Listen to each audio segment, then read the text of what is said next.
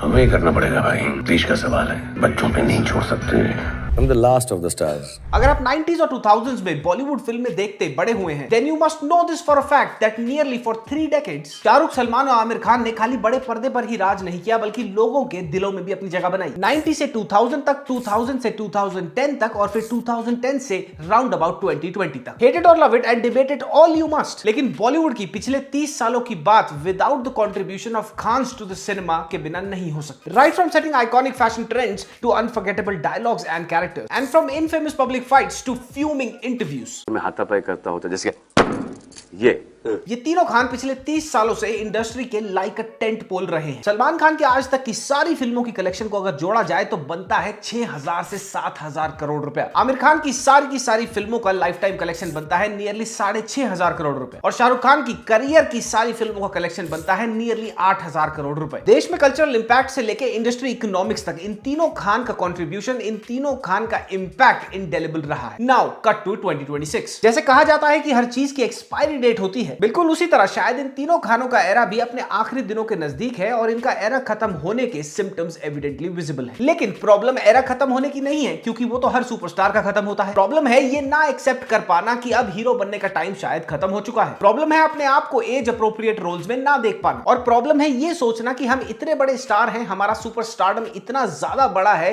कि हम कोई भी कैसी भी फिल्म बनाए वो बिकेगी ही। प्रॉब्लम है अपनी ही पुरानी फिल्मों को रिसाइकल करके एक फोर्स्ड सा और अनवांटेड सा कमबैक करने की कोशिश करना। तो क्या है वो चीजें, क्या है वो सिम्टम्स जिनको देख के ये लगता है कि अब इन तीनों खानों का एरा ओवर होने वाला है? ऐसा क्या बदल गया है पिछले 5 से 6 सालों में कि इन खानों का बॉक्स ऑफिस पुल जैसा था अब वैसा नहीं है, डिमिनिश होता दिख रहा है। डी-एजिंग टेक्नोलॉजी स्क्रीन पे तो उम्र कम कर देगी, लेकिन क्या ऑडियंस अपने से कम उम्र के रोल निभाते खानों को एक्सेप्ट करना चाहती है? क्या ये तीनों खान, स्पेशली सलमान खान, देवानंद साहब की राह पर चल पड़े हैं? इस टाइम कौन चैलेंज कर रहा है इन तीनों खानों की अथॉरिटी को? इंडस्ट्री। क्या है इन तीनों खानों का वो प्रो पाकिस्तान सेंटिमेंट जो आज की डेट में मोर देन एवर इन तीनों को बाइट बैक करता दिख रहा है? And how is it extremely डेट्रिमेंटल? या फिर ये सब कुछ एक मोमेंटरी सा हॉल्ट है और एक single right film Salman Khan और आमिर खान को स्पेशली वापस ट्रैक पर ले आएगी? इन्हीं सारी चीजों पे आज बातें करेंगे, but before I move ahead in the video I want to make a couple of things very clear. ये वीडियो खानों के लिए, तीनों खानों के लिए कोई हेट पेल्टिंग पीस नहीं। Just like every 90s kid, मैं भी बड़ा हुआ हूं इनकी फिल्में देखता हुआ। So this video is just what I feel as a fan and what I have seen or have been observing as a pattern in their careers. तो वीडियो होने वाली है काफी डिटेल्ड और थॉट प्रोवोकिंग। आगे बढ़ते हैं और शुरू करते हैं honestly saying opinions.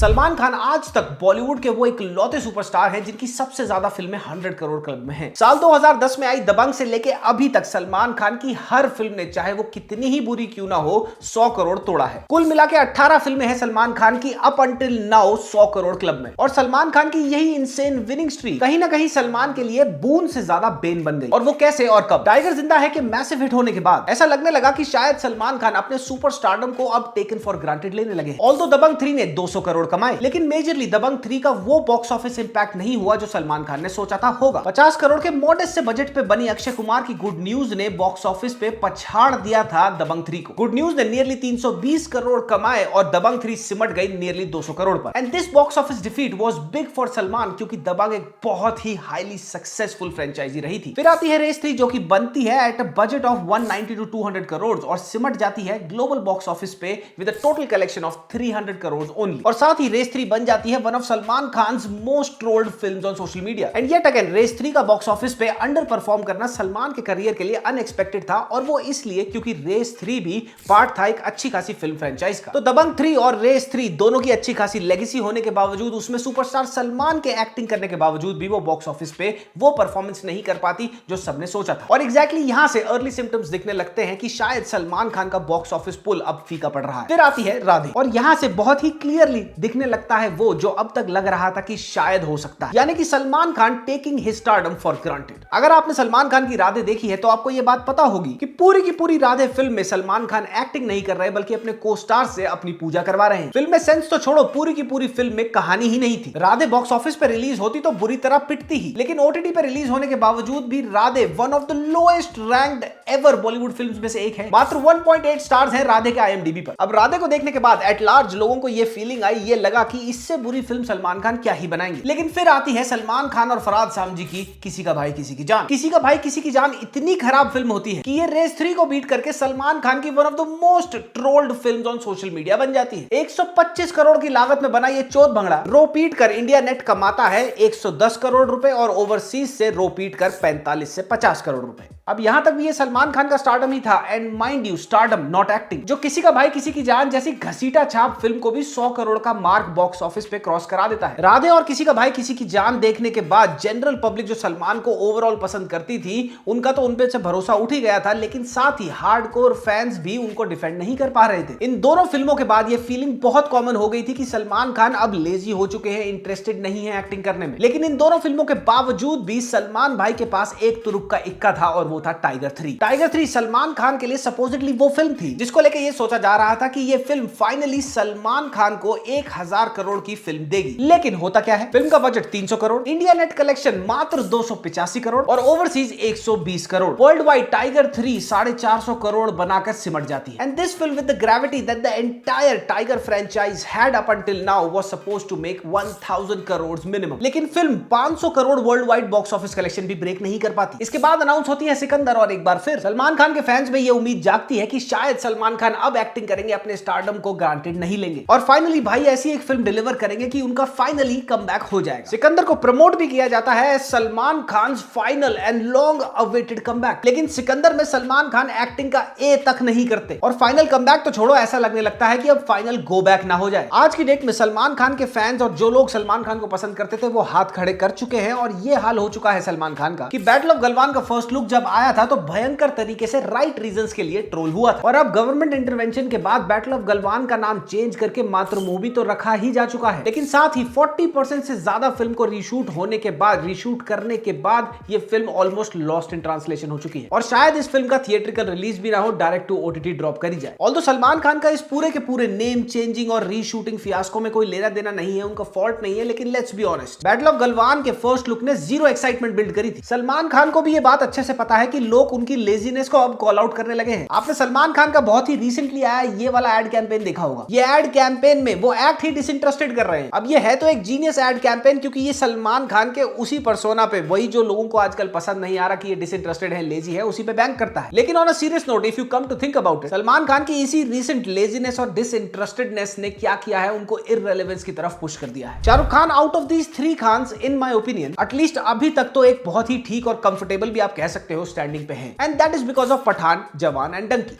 Shahrukh Khan ने अपने कमबैक के लिए बैक टू बैक 3 फिल्में दी और तीनों सुपरहिट हुई, that remains a fact. While Salman Khan is yet to prove his box office pull, Shahrukh Khan के साथ एटलीस्ट अभी तक तो ये सीन नहीं। तो फिर वो क्या चीज है जो single handedly and most potentially SRK की नेक्स्ट फिल्म को इररिलेवेंट बना सकती है? और वो है एसआरके की नेक्स्ट फिल्म यानी कि किंग का डायरेक्ट कंपैरिजन विद धुरंधर। धुरंधर ने अभी तक सिंगल हैंडेडली पठान और जवान को बच्चों का खेल बना दिया इन कंपैरिजन। जब भी किंग ड्रॉप होगी, सिंस वो एक एक्शन थ्रिलर फिल्म है, वो धुरंधर से कंपेयर करी जाएगी। और अगर किंग थोड़ी सी भी पठान और जवान जैसे एक्शन टेम्पलेट पे बनी दिखती है तो उसको मैसिवली ट्रोल होने से और इवेंचुअली एक bad word of mouth generate करने से कोई नहीं रोक सकता। The thing here is that कि धुरंधर ने एक एक्शन थ्रिलर फिल्म को परोसने का टेम्पलेट ही बदल दिया है। धुरंधर के बाद कोई भी अब जो एक्शन थ्रिलर फिल्म आएगी which heavily banks upon physical violence and heavily banks upon action sequences, very good action set pieces, वो डायरेक्टली कंपेयर करी जाएगी धुरंधर से। और इस कंपैरिजन की बलि आलिया की अल्फा कैसे ऑलरेडी सोशल मीडिया ट्रोलिंग पर चढ़ चुकी है, ये सबको पता है। किंग का फर्स्ट लुक जो रिलीज हुआ था अभी रिसेंटली ही, वो लगता तो ठीक ठाक सा है टू बी ऑनेस्ट, लेकिन साथ ही उसको देख के ये भी लगता है कि शायद ये भी वही ग्लिटसी और शाइनी सुपरफिशियल एक्शन जो मसाला को कंबाइन करके आपको परोसा जा रहा है पिछले 5-6 साल से, उसी टेम्पलेट पे बेस्ड हो सकती है। अब धुरंधर के साथ होने वाला किंग का कंपैरिजन एक ऑलरेडी हर्डल तो शाहरुख खान के लिए है ही, लेकिन इसी के साथ एक और बड़ा हर्डल है किंग के लिए और शाहरुख खान के लिए, और वो है किंग की पोटेंशियल रिलीज डेट जो कि है 24 दिसंबर 2026। किंग अगर इसी डेट पे रिलीज होती है तो हेड टू हेड क्लैश करेगी किसके साथ? एवेंजर्स डूम्सडे और साथ ही ड्यून 3 के साथ। And both these films are so damn big that they can potentially single handedly wipe out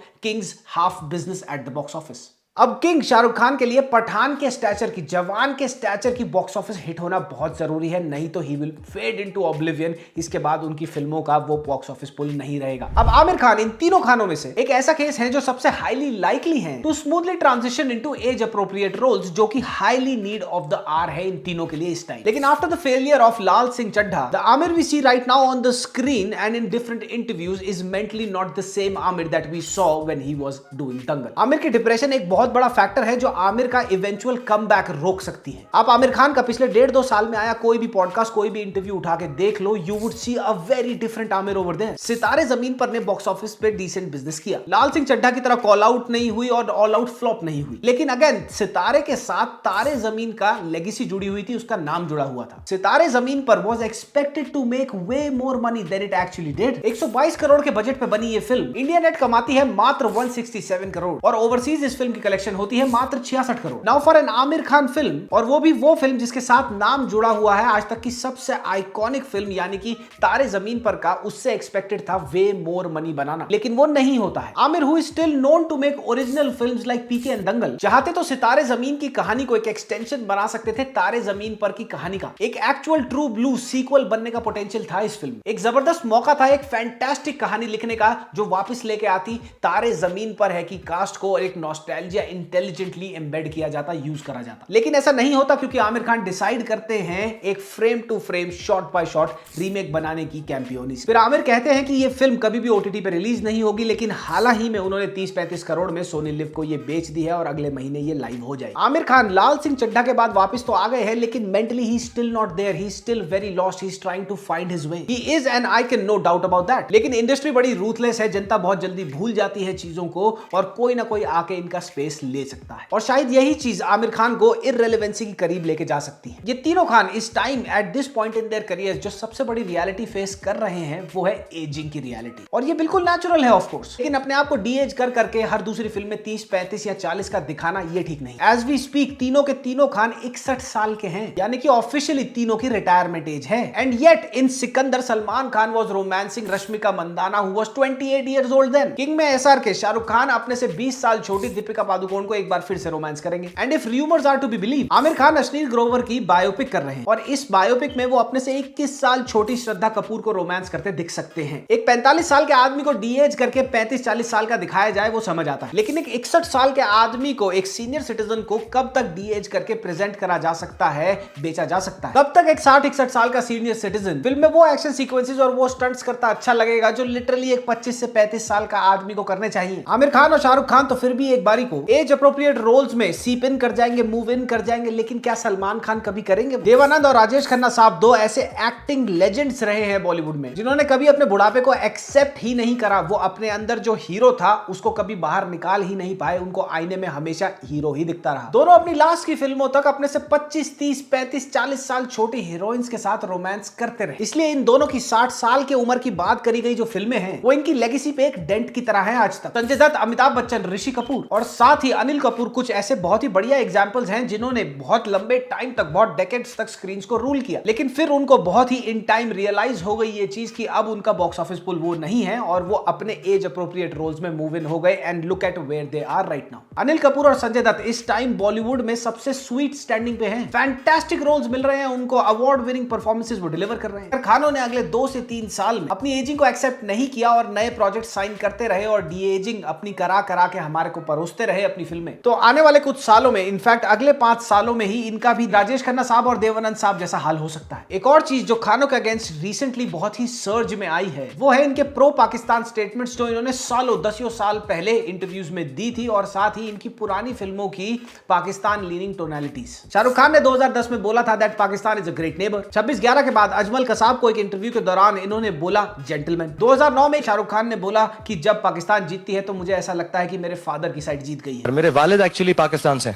Peshawar से। जब आप लोग जीतते हैं तो मुझे लगता है वालिद की साइड जीत गई, और जब हमारी इंडिया जीती है तो लगता है कि चलो अम्मी जान की साइड जीत गई। सलमान खान ने तो एक इंटरव्यू में ये तक बोल दिया था कि 26/11 अटैक्स के लिए पाकिस्तानी सरकार रिस्पॉन्सिबल नहीं है, और ये हर किसी को पता है। किरण राव का इंटॉलरेंस वाला स्टेटमेंट आज तक आमिर खान को हॉन्ट करता है। ये हर किसी को पता है कि टर्की ने हिस्टोरिकली पाकिस्तान को सपोर्ट किया है on India Pakistan and Kashmir issue, और इसी के चलते आमिर खान का टर्की का ट्रिप भी बड़ी जबरदस्त स्क्रूटनी में आया था और आज तक आता है। और ऑपरेशन सिंदूर के दौरान कैसे ये तीनों खान बहुत ही लंबे टाइम तक एब्सोल्युटली साइलेंट रहे, ये तो हर किसी को पता है। पठान और टाइगर सीरीज में पाकिस्तान और आईएसआई के एजेंट्स को सॉफ्ट लाइट में दिखाया गया। पीके में एक पाकिस्तानी आदमी को a victim of religious discrimination in India दिखाया गया। फिल्म में हिंदू रिलीजियस प्रैक्टिसेस का भी मजाक उड़ाया गया था। इन तीनों की फिल्मोग्राफी में ऐसे और भी एक्सटेंडेड इंस्टेंसेस हैं जहां पर पाकिस्तान और टेररिज्म का सॉफ्ट पोर्ट्रेयल हुआ है। And debate it all you must, लेकिन ऑल ऑफ दिस, ये सब कुछ इकट्ठा होकर इवेंचुअली एक्ट कर रहा है against their stardom. Salman Khan की मातृभूमि ऑलरेडी एक मेस है। राज और डी के फैंटास्टिक फिल्म मेकर्स हैं, और उन्होंने सलमान खान के साथ अभी एक प्रोजेक्ट अनाउंस भी किया है, लेकिन हर किसी को पता है that Salman Khan is hardly a directors actor, in fact he is a directors nightmare. वो जो उनका मन करता है वो करते हैं। अब वो राज और डीके की विजन को क्या कर दे, क्या ना करे,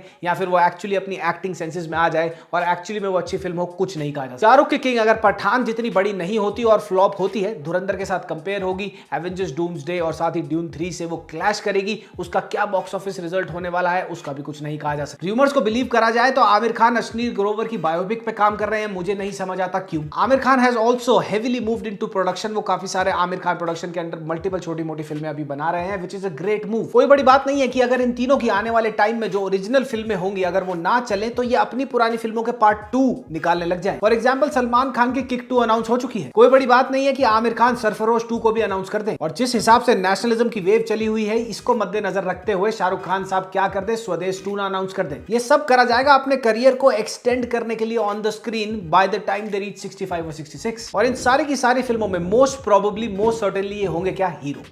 लेकिन ओवरऑल 100 बातों की एक बात है कि मेरे जैसे जो 90s में लोग बड़े हुए हैं उनको कहीं ना कहीं अंदर ही अंदर इस बात की रियलाइजेशन है, उनको अंदर ही अंदर ये बात पता है कि इन तीनों खानों का टाइम मोर देन ओवर हो चुका है, और अब इनको जो हीरो की लंगोटी इन्होंने थामी हुई है उसको छोड़ के एज अप्रोप्रिएट रोल्स में मूव कर जाना चाहिए। रणबीर कपूर, रणवीर सिंह, विकी कौशल, आयुष्मान खुराना, ये कुछ ऐसे नए स्टार्स हैं। मैं ये नहीं कहूंगा कि ये तीनों खानों के स्टारडम को कभी भी अचीव कर पाएंगे, क्योंकि वो स्टार जिस जमाने में बने थे, जिन डेकेड्स में बने थे, वो जमाने कुछ और थे। हमारा सोशल मीडिया का एक्सपोजर बहुत कम था, लिमिटेड फिल्में थी देखने के लिए, लेकिन ये सारे हैं और ये बहुत बढ़िया काम कर रहे हैं। They will eventually replace all of these 3 Khan. तो जैसा कि मैंने वीडियो की शुरुआत में कहा था, इन तीनों खानों का स्टारडम हमेशा के लिए याद रखा जाएगा। इन तीनों के कंट्रीब्यूशन इकोनॉमिकली इंडस्ट्री के लिए और साथ ही कल्चरल जो इनका इंपैक्ट रहा है पिछले 30 सालों में, वो कभी बुलाया नहीं जाएगा। लेकिन हर चीज की एक्सपायरी डेट होती है, ये एक्सेप्ट करना जरूरी होता है कि ageing is also a fact. तो आपका क्या कहना है इस पूरे टॉपिक पे कॉमेंट सेक्शन में कॉमेंट करते जाना। और अगली वीडियो होने वाली है about casteism in Telugu film industry, और ये कोई छोटी मोटी चीज नहीं है। मैं आपको इसकी पूरी हिस्ट्री बताऊंगा और ये भी बताऊंगा कि आज तक कैसे ये ग्रास रूट लेवल तक तेलुगु फिल्म इंडस्ट्री को जकड़ के रखी हुई है। My mind was completely blown when I read about it. आप लोगों का माइंड भी ब्लो हो जाएगा। I will drop that video between Friday and Saturday. Community post पे पोस्ट कर दूंगा जब वो आने वाली होगी। तब तक के लिए अगली वीडियो में मिलते हैं। मामा मियां लजानिया पप्पी, बाय बाय।